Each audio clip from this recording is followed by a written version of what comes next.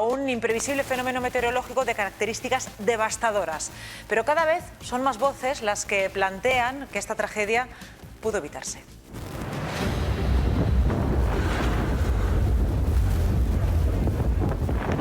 ¿Se pudo evitar esta tragedia?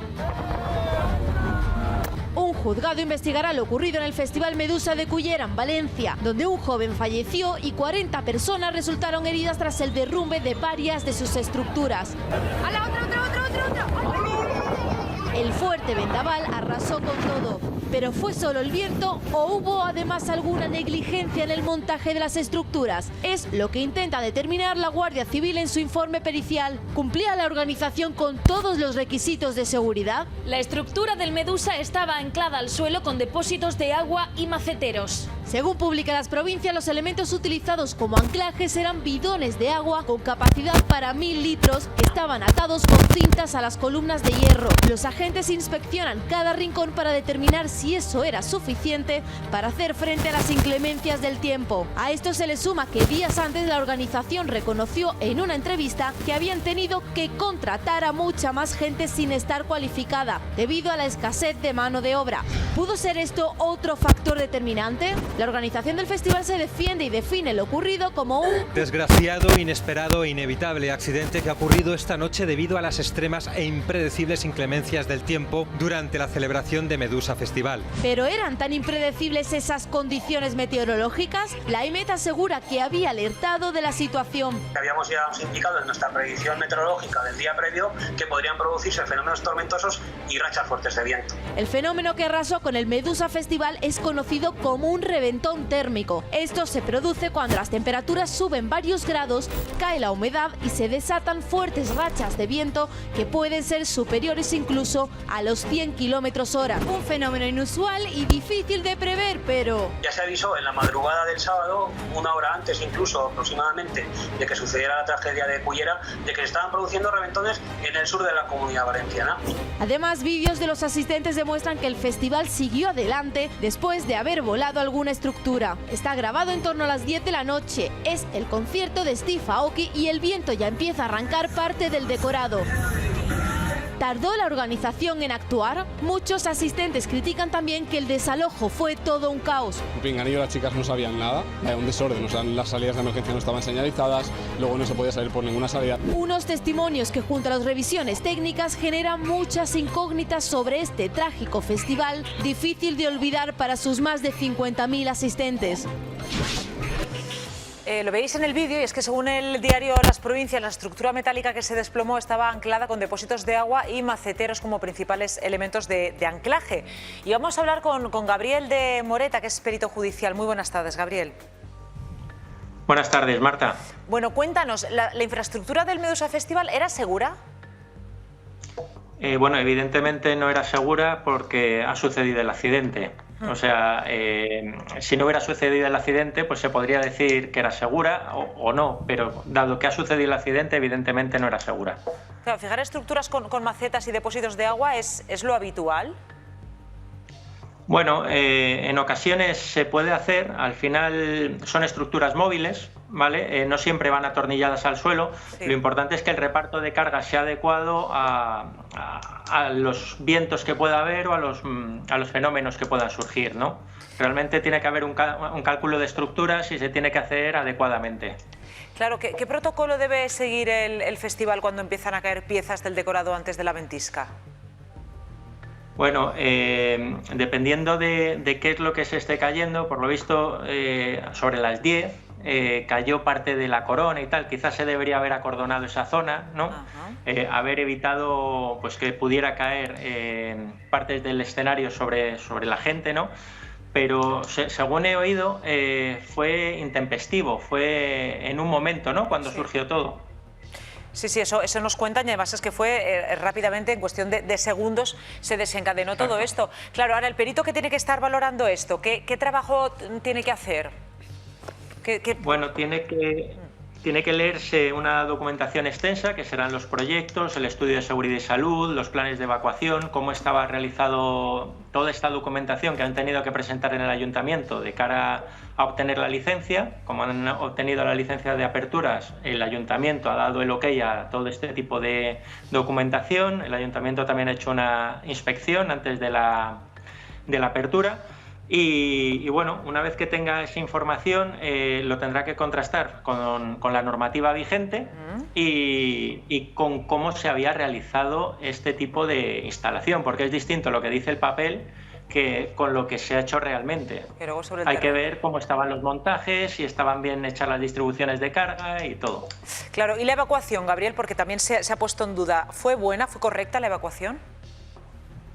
Bueno, para poder decir si fue correcto o no, tendría que mirar el plan de evacuación y las circunstancias concretas que no permitieron que salieran por las zonas de evacuación. Quizás se podía caer parte de esa zona. Es difícil decir si se hizo bien o no se hizo bien sin tener toda la información. Por lo que he oído, no salieron las personas por las zonas que estaban preparadas para la evacuación.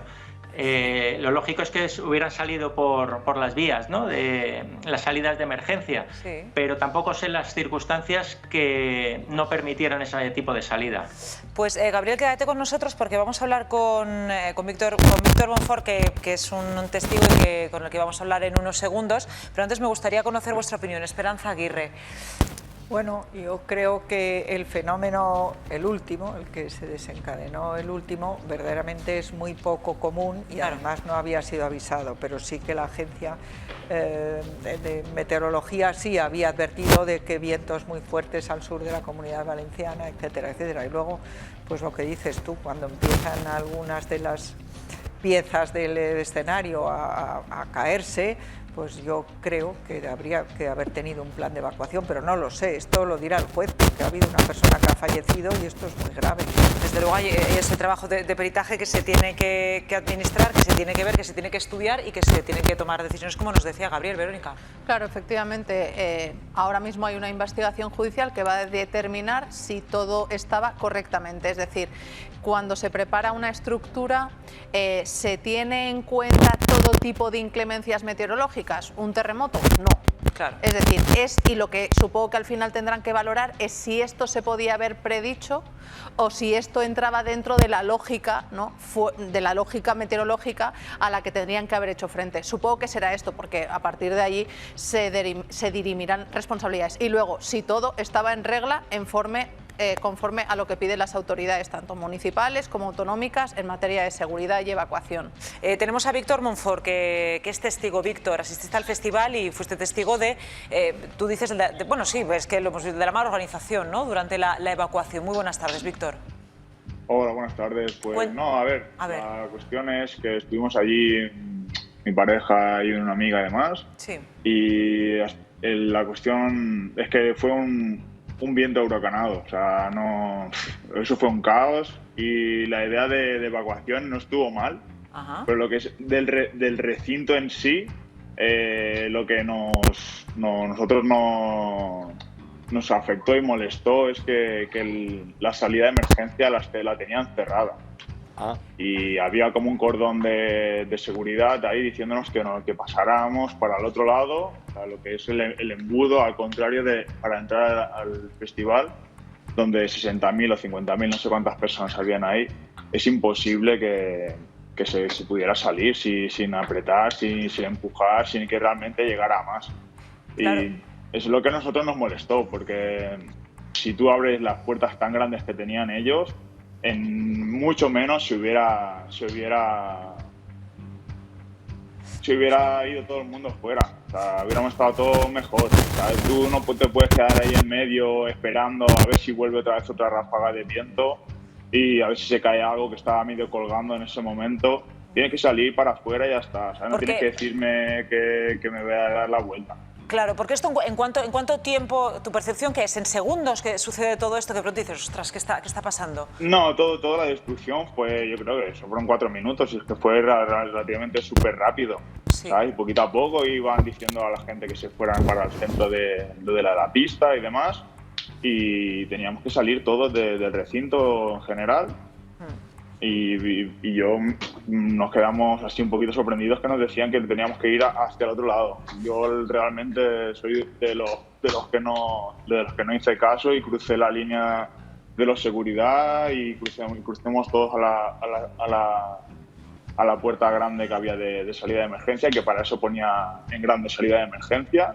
No tenía que discutir con nadie, que la salida de emergencia era esa y salir y punto. O sea, Yo entiendo... no iba a quedar ahí a que me cayera otra cosa. Claro, entiendo, lo digo por efectos de protocolo, entiendo que esas puertas de emergencia se podía salir, puesto que salisteis por ahí, pero que estaban con un cordón policial orientándoos a todos hacia el mismo sitio, que tú considerabas que no era el sitio más rápido por el que salir. No, para nada. O sea, si hay 3 o 4 tan grandes, pues se abren y punto, y todos para afuera. No, la idea es esa.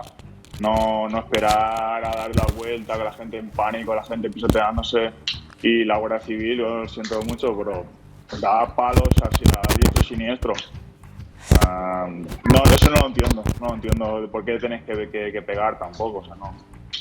Pues Víctor Monfort, me dices que había escenas de miedo, me imagino, ¿no? No sé si llegaste a pasar. Sí, había gente con camisetas en la cabeza, porque había gente herida, claro, que le había caído objetos en la cabeza y demás. ¿Sabes? Tampoco había nada ni para echarte agua, o sea, no había nada. Porque no existen ni botellas ni nada, porque todo el personal que servía bebidas se fue. Se fue, claro. Evacuaron primero. Bueno, Víctor Monfort, gracias por haber estado en Todo es Mentira. Gracias. Vale, muchas gracias. Gabriel, ¿cuánto tiempo puede durar una investigación de este tipo, de esta envergadura? Bueno, la investigación en sí misma no debería de durar demasiado. Seguramente con 3-4 visitas sería suficiente, y luego pues quizás un mes hasta que se reconstruye todo, haces el informe. Lo que pasa es que la vía judicial suele llevar más tiempo. Claro. Normalmente las aseguradoras ofrecerán una indemnización. Habrá quien se acoja a esa indemnización y acogiéndose a esa indemnización te prohibirán, o bueno, una de las cláusulas será el no continuar con más denuncias o con la vía legal, ¿no? Con la vía de la justicia. Si no, podemos irnos a 2, 3, 4 años. Por ejemplo, en Omar Isquiño, sí, que fue en el 2018, ¿no? Con el Festival de Vigo. De Vigo. Sí. Resulta que ha salido la sentencia este año, en 2022, 4 años después, más o menos, para que nos hagamos una idea. Sí, pues Gabriel de Moreta, gracias por haber estado en Todos Mentiras. Estaremos pendientes, pero vamos, lo que tú dices, cuando hay una indemnización, dices, bueno, pues la cojo y ya está, porque vete a saber esto. En fin, estaremos pendientes. Gracias por tu aportación a Todos Mentiras. Muchas gracias, Marta. Hasta luego. Hasta luego. Bueno,